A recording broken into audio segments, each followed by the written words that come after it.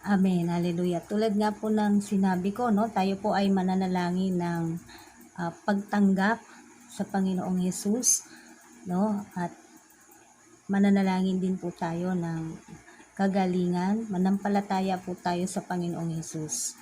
Sabi naman po niya, subukan natin siya. Bakit hindi niyo po subukan ang Panginoong Hesus, ang paglapit po sa Kanya? Ang tanging siya lang naman po talaga ang makaaabot, nakakaunawa at kayang gawin ang mga imposibleng bagay na para sa tao ay imposible na.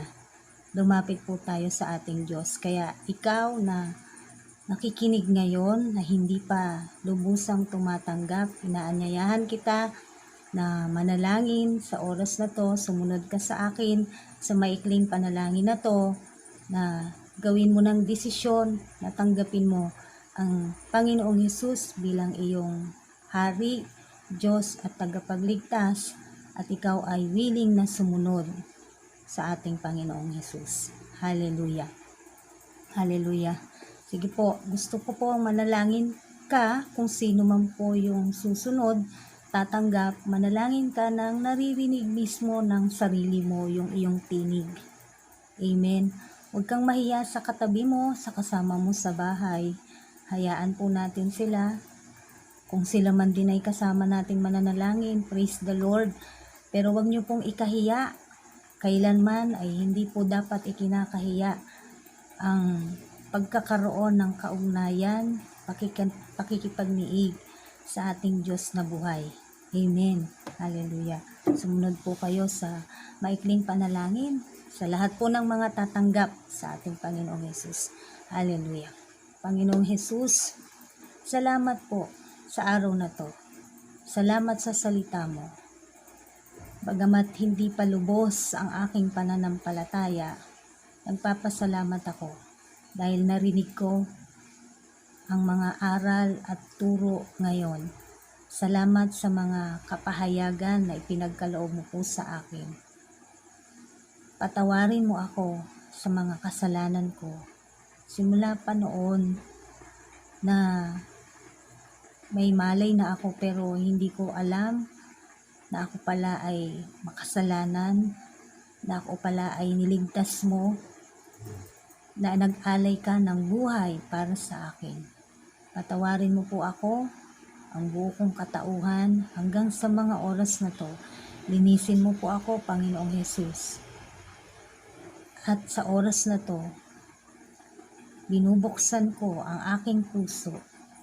Tinatanggap kita bilang aking Hari, Diyos at tagapagligtas. Ikaw na po ang manguna sa buhay ko ngayon. Tulungan mo po akong makasunod sa iyo. Tulungan mo ako at bigyan mo ng lakas na mamahalin ka. Tulungan mo po ako, Banal na Espiritu, na maging karapat-dapat at kalugod-lugod sa Panginoong Hesus. Samahan mo po ang buhay ko. Samahan mo po ako dito sa lupa. Bigyan mo ako ng katatagan sa lahat ng mga tukso na kakaharapin ko. Bigyan mo ako ng lakas sa lahat ng mga suliranin na mayroon ako. At naniniwala po ako, Panginoong Hesus, dahil sabi mo, hindi mo ako iiwan ni pababayaan. Aangkinin ko po ang pangako mo na yan. Ikaw na po ang maghari sa aking buhay simula sa oras na to. Sa pangalan mo, Panginoong Hesus. Amen. Hallelujah. Hinga po kayo ng malalim 3 beses. Amen. Hallelujah. So sa lahat po ng mga sumunod sa panalangin, ito po yung inyong spiritual birthday, no? March 28, 2021. You are now a born again Christian. Amen. Hallelujah. At marami po tayong ipapanalangin, no? Yung mga nanalangin na tumanggap sa Panginoong Hesus, kasama pa rin po kayo dito. No, hindi po ako ang magpapagaling, Pero kasama po ito dahil sa pagpapakilala ko sa inyo sa Panginoong Yesus. Isa lang po ito, no?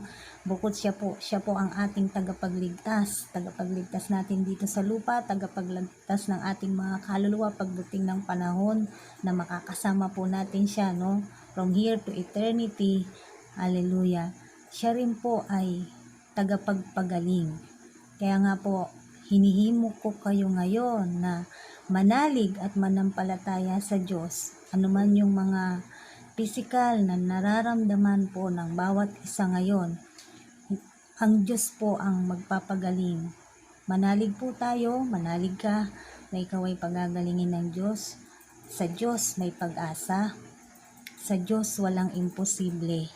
Maging yung pangyayari sa bansa po natin ay atin din pong iluluhog yan sa mga oras na to. Hallelujah. Manalangin po tayo kung handa ka na, kapatid, no? At mga kaibigan, sa lahat po ng merong karamdaman sa oras na to, hinihimo ko po kayong makiisa sa panalangin at manalig. Manalig po tayo, manalig ka na ikaw ay pagagalingin ng Diyos. Hallelujah. Hallelujah. Hallelujah. Praise you, Lord. Praise you, Jesus. Hallelujah. Oh, hallelujah. Hallelujah. Hallelujah. Lord God. Hallelujah. Purihin ka. Dakilain ka. Pasalamatan ka at itaas ang pangalan mo, Panginoon. Mag-glorify ka namin, O Diyos, sa mga oras na ito. Maluwalhati namin, God, ang pangalan mo, God. Salamat dun sa mga taong tumanggap sa iyo sa araw na ito, Panginoon. Salamat sa mga kapatiran na kasama ngayon. Salamat sa mga kapamilya po namin na kasama namin ngayon. Sa lahat ng mga nakakapakinig, nakakanood at nakikiisa sa virtual na gawain na ito, Panginoon. Maraming salamat po sa aming mga buhay. O Diyos na makapangyarihan sa lahat, kami po ngayon ay humihingi ng habag sa iyo, lalo na po sa mga taong merong sakit karamdaman, physical, ano man yung mga karamdaman meron ka ngayon, kapatid. Ito itaas natin sa Panginoong Jesus. O Diyos, alam mo kung ano ang iniluluhog sa iyo ng mga tao sa oras na to. Alam mo kung ano yung pinagdurusa po nila, O Diyos. Alam mo kung ano yung mga pain, sicknesses, diseases na meron ang mga tao ngayon, O Diyos. God, sabi mo, Lord God, humingi kami sa iyo at kami iyong bibigyan, Panginoon. Sa oras na ito, Lord God, humihingi po kami ng kagalingan para sa mga taong may sakit karamdaman sa mga oras na ito. Sa pangalan mo, Panginoon Jesus, sa lahat ng may sakit sa puso, O Diyos, hipuin mo ang puso nila. Ikaw ang may likha, ikaw ang may sangkap sa amin. Alam na alam mo ano yung may diferensya sa aming mga physical na pangangatawan. We're asking for your healing touch. Touch all the hearts right now of your children, Lord God, of the people, Panginoon, na kasama namin ngayon. In Jesus' name, sa lahat ng merong sakit sa baga, sa pangalan mo, Panginoong Jesus, O God, humingi kami ng awa sa iyo, Panginoon.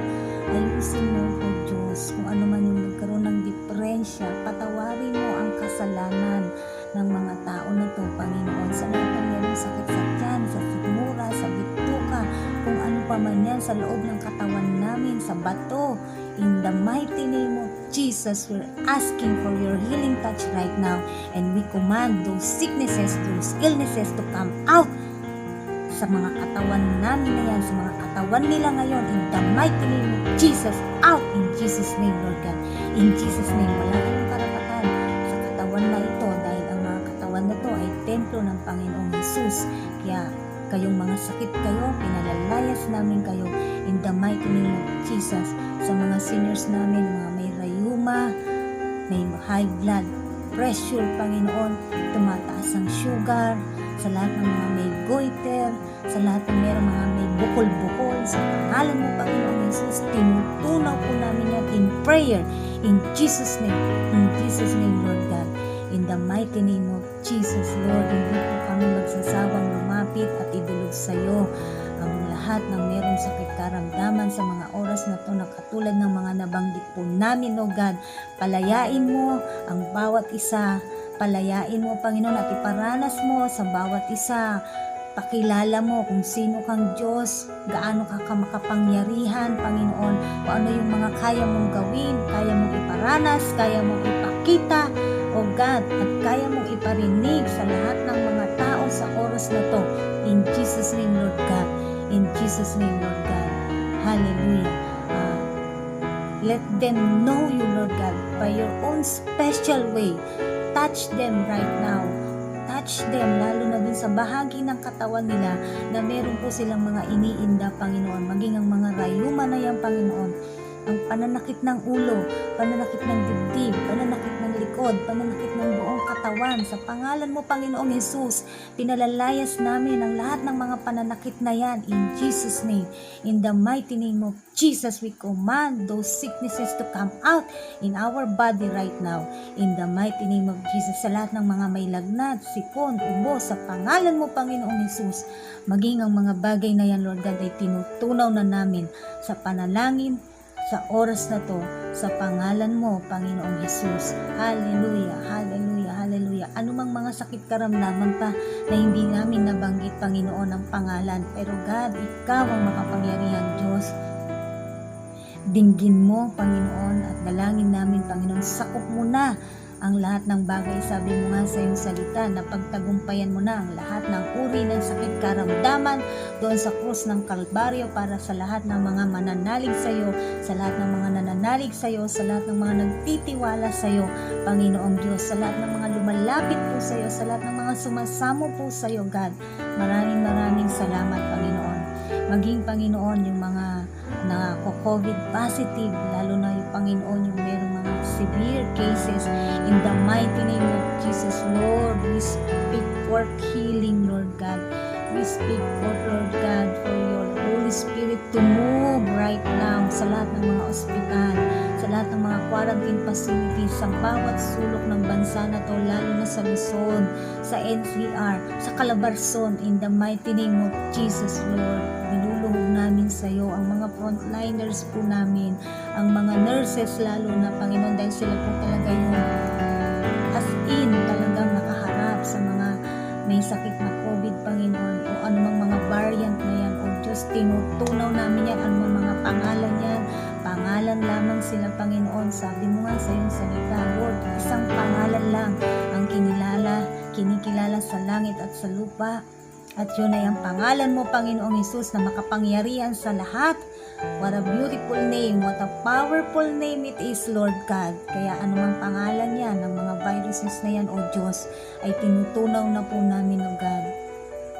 Matapos na ang paghihirap ng bansa na to, matapos na ang paghihirap ng mundo na to sa pandemya na yan, Panginoon. Lord, mawala na yan, Panginoon. Madurog, mawasak na yan, Panginoon. Maglaho, kung anumang kaparaanan ang gagawin mo, Panginoon, Lord. Sumasama po kami sa iyo, God, na na-overwhelm na naman ang mga frontliners po namin, maging ang mga kapulisan.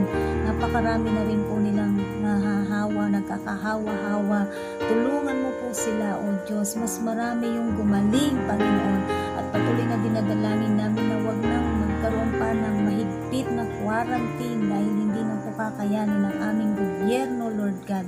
Kaya dalangin po namin, Panginoon, maawa ka, Panginoon, bago matapos ang April 4, Lord God. Muling bumaba ang mga kaso, bumaba, lalo na dito sa Cavite hanggang sa mawala na mga magpapositibo, Panginoon. Lord, tulungan mo mga namumuno sa amin, ang aming Pangulo, O Diyos. Abutin mo sila, lahat ng mga government officials, ingatan mo rin po sila, lahat ng mga barangay, yung mga tapat na naglilingkod talaga, Panginoon, para sa kanilang bayan, O Diyos. Huwag mo po silang pababayaan, Panginoon Jesus. Hallelujah, hallelujah, Lord God, hallelujah, hallelujah, Lord God, hallelujah. Sige na sa atin ito, Panginoon.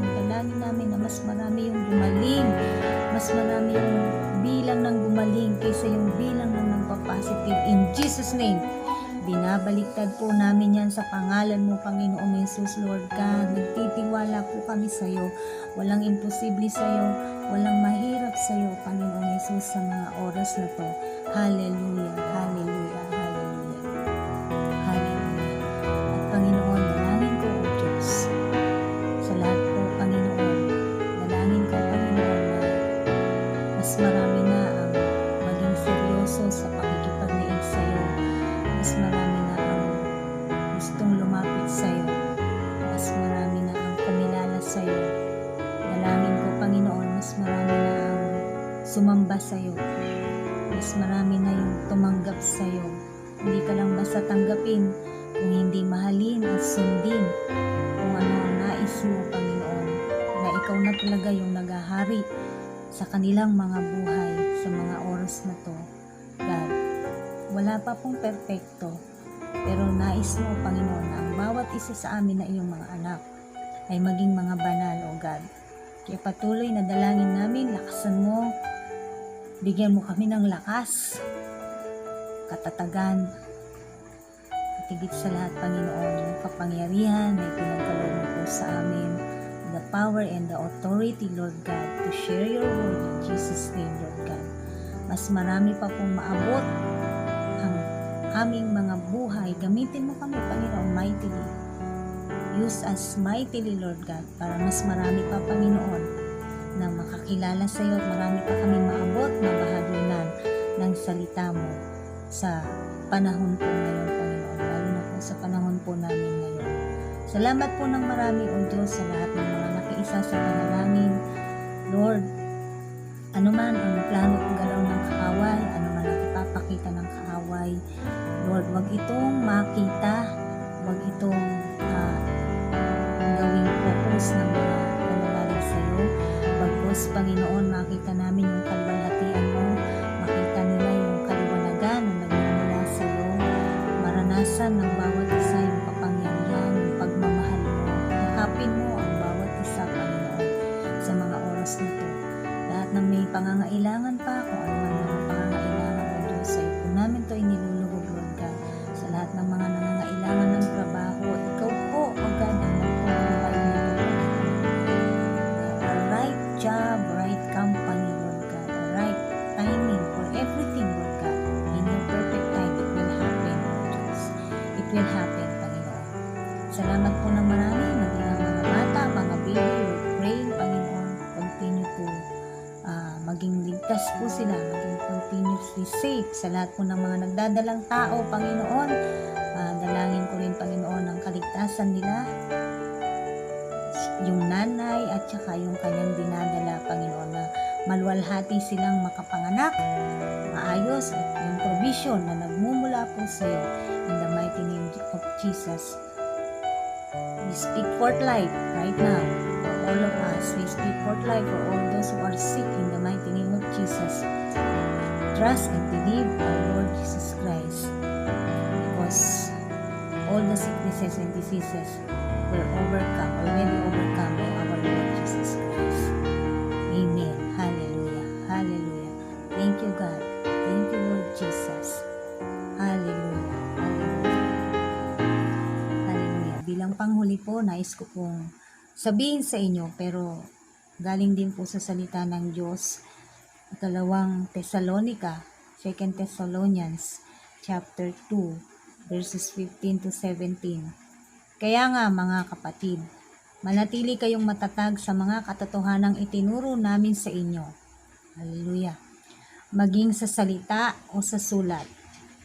Aliwin nawa kayo ng ating Panginoong Hesukristo at ng ating Diyos at Ama na umibig sa atin at sa kanyang habag ay nagbigay sa atin ng walang pagbabagong lakas ng loob at matibay na pag-asa. Bigyan nawa kayo ng matatag na kalooban upang inyong maipahayag at maisagawa ang lahat ng mabuti. Amen. Praise God po sa mga salita na narinig po natin ngayon. Purihin ang Diyos. Dalangin ko po, Panginoon, na ang lahat po ay muling magbigay at maglaan ng oras sa mga darating pang araw. Maraming salamat po sa lahat, nawa o lahat, marami yung nakiisa sa panalangin, sa mga tumanggap sa Panginoong Hesus, no? Pinapaalala ko lang din po na sa April 2 po, meron po tayong prayer and fasting. Online po yan. No? Nawa po ay makasama po namin kayo sa gawain na yan. Patuloy pa rin po tayong manalangin. Although nagpray na po tayo ng healing, huwag po tayong titigil sa kakapanalangin. Sabi nga sa Bible, pray unceasingly. Amen. Hindi po, merong mabilis, merong hindi. No, hindi po magic. It depends on our faith. So, let us continue to pray for everything. Hallelujah. See you all on Sunday. See you all on April 2, prayer and fasting. Magkita-kita po tayo uli. At nawa po ay baka magkaroon po ako ng feedback, lalo na po dun sa mga bago po nating kasama, na kayo po ay talagang bagong nakasama, bagong idinagdag dito, na kayo po ay talagang nakasama po namin sa oras ng pananambahan, no? Itong araw na to at sa mga susunod pa pong linggo. So pagpalain po tayong lahat ng ating Panginoong Hesus, magpakatatag po tayo at palagi po tayong manalangin. Wag po tayong titigil sa kakapanalangin, maging sa ating pong mga bansa. Continue to stay safe, no? With the help of our Lord Jesus Christ, lagi po nating hingi ng proteksyon na mula po sa ating Diyos. Amen. Hallelujah. God bless po sa ating lahat.